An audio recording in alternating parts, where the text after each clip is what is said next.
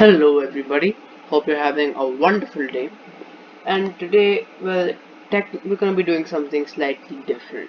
And while you're trying to teach new concepts and new ideas, today we're going to be practicing or at least trying to apply something that we've already learned. So I guess technically you could call this lesson number 7, but it's really not a lesson, more of a practice session.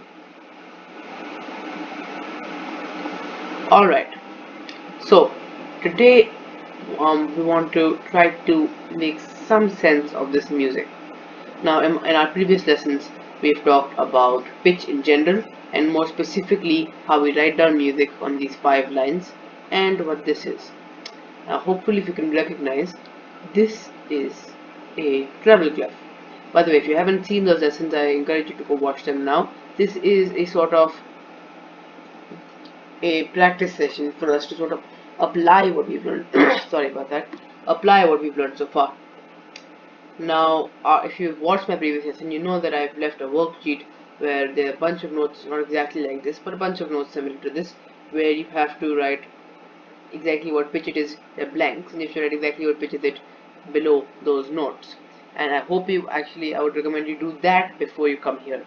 But today we are going to be getting an intuition. We're going to try to do that with the music I have right here, and we're also going to try to. I forgot to write left. Wow, sorry about that. And we're also going to try to get an intuition for what this actually sounds like. So we're actually going to try to play it. Now let me be clear, we don't have enough information to even start properly reading music, but we have just enough to sort of play the pitch aspect of it, and hopefully you'll understand you get to know what this music means by the end of the session. It's a very, very famous nursery rhyme. In other words, for those of you who watched my elements of music lesson, we know how to identify loosely how to identify pitch, but we have no way of identifying duration. But we'll learn all of that later. So with that being said, let's get to trying to read this music. Again, first thing you want to identify is that this, when you're talking about pitch, is that this is the treble clef. This music is written in treble clef. That means it's relatively high on the piano. It's on the to the right side of the piano. And hopefully, if you watched my last video and you done the worksheet, now you know exactly which line and space correspond to which pitch. Now you'll notice that there are two numbers here, a 4 and another 4, one on top of each other. I want you to ignore them for now. This is called time signature, but it's really not relevant to what we're trying to do right now. So we'll learn about this much later on. So for now, I want you to forget that that number is there. Okay. Now I want you to focus on these. Again, don't worry about like some of them are joined, some of them are not. Just look at the note heads where they are placed. Now, based on that, I would encourage you to pause the video right now and try to figure out what each of these notes is, or which pitch each of these notes is at, essentially. Which pitch does each of these lines and spaces correspond to? And hopefully pause the video right now and try to figure that out. So I'm assuming you've paused the video and tried to figure it out, given it a go, and now I'll be showing you. So we see this is on this note. This note right here is placed on the top space or the fourth space. Now, one way of figuring out what this note is to use the acronym for spaces, which, if you remember from my last lesson, and that was FACE, based on this first space, second space, third space, last space. So we immediately know that this is an E. Let me write it below. This one note, this note up here, is an E. And to demonstrate to you, let's try doing that using the other method I taught you that lesson. So I know in Treble Clef the bottom line is also E. So based on that, this means this is going to be F, the line above that is going to be G, the space above that's going to be A, the line above that's going to be B, and the space above that's going to be C, then the line above that's going to be D, and the space above that is going to be E. So as you can see, we come to the same conclusion using both sort of memorization methods. If you memorized it straight up from my diagram last lesson, then you should also be able to come to the conclusion that this is indeed E. Now let's try the second one. Now some more perceptive of you might realize that this is only one position below, so it might be V, but for the sake of procedure, let's try to figure out what this is using the acronym. Now this is on a line, so I'll use my line acronym, which says every good boy does fine. And once again, these are in order of the different lines. So as you can see, I'm looking for the fourth line here, and according to this, the 1, 2, 3, 4, D. So yes, it is indeed D. And once again, just to show you coming from my method, so again E, F, G, A, B, C, and D. So that's my method using the bottom line, and of course this is using the acronym. Next, this one, once again it's on a space, so we'll use this acronym, not really acronym, sort of key, and it's the second space, sorry, no, third space, my bad. And as you can see, 1, 2, 3, that means this must be a C. Once again, you can count from here. I'm going to do it fast now. E, F, G, A, B, C. Done. So it is indeed C. And again, what you might be noticing is that you don't really need to go through this every time, because once you've identified that this is E, you might say that this is only one position below, so it must be D. And this is another position below, so it must be C. That's the first rule of how we write, of how this worked, if you remember in my previous lesson.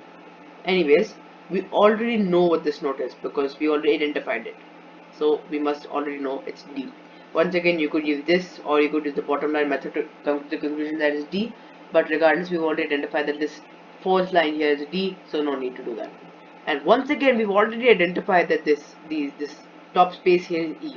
So we can just use that information to say that all these notes up here, because they're on the top space, are all E. We can come to that conclusion. Or again, once again, you can just use the face acronym and say, okay, last space E E E, or you can use E F G A B C D E. And now what I'm actually going to do for you is I'm going to play this sequence of pitches on the piano. Let me be clear, this is not enough information, just these pitches down here. It's E D C E E, sorry, E D C D E E E. That's not enough information for me to play any music, because I have no information about how long each of those pitches is supposed to be played for. But I'm just gonna try to play them of equal length and kind of see where I land up. And hopefully this is a recognizable tune for you.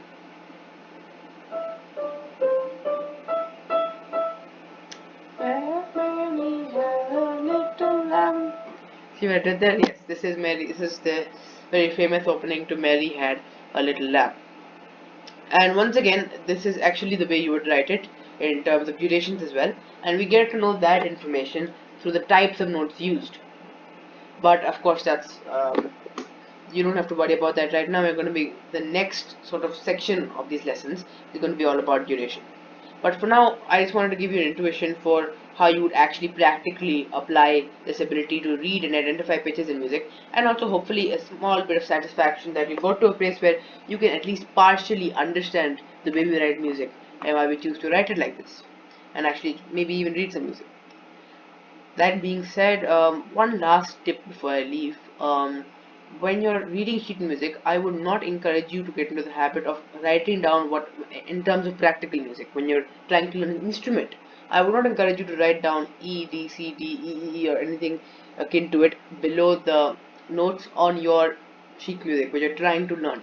Why? Because you need to eventually build the ability to sight read based on what these notes are, and this positioning system is better than that for multiple reasons which I won't get into.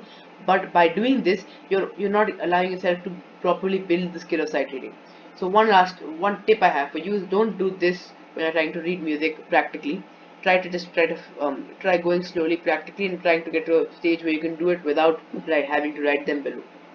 That being said, from a theoretical standpoint, it's perfect. And once again, I've left a worksheet, I think now, prior to this lesson, in between my last lesson and this lesson, where it's just a bunch of these notes and you have to write exactly what it is below. And I think I would have also left an answer key. I have to double check that, but yes. So, point being, hopefully, this is a deviation from what I usually do in my lessons. But yeah, interesting, right? Anyways, that's all from me for this lesson, and I'll see you next time. Bye.